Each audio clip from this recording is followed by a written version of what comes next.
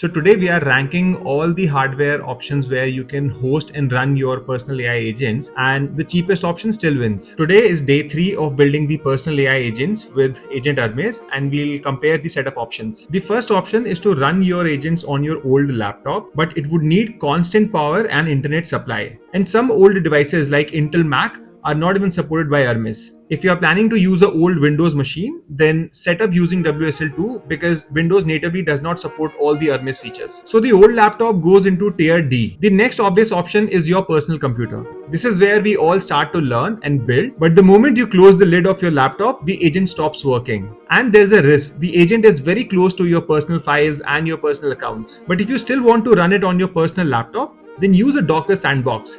At least it has a separate environment so it does not mess with your existing system. So even your expensive laptop goes into tier C. After my personal laptop, I switched to a desktop in my office, which was on 24/7. It kept working even when my personal laptop was off, but I need to make sure that the internet and the power connectivity is there 24/7. The same issue will hold even if you decide to host your personal assistant on a Mac Mini. So yes, a dedicated Mac Mini with $500 to $600 of cost, this option goes into tier A.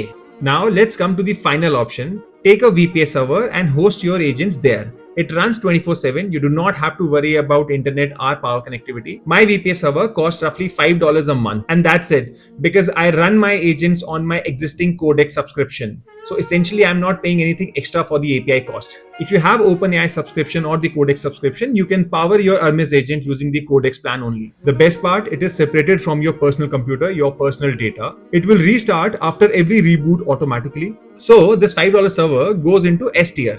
You can comment Hermes, I'll share you the link of the VPS server.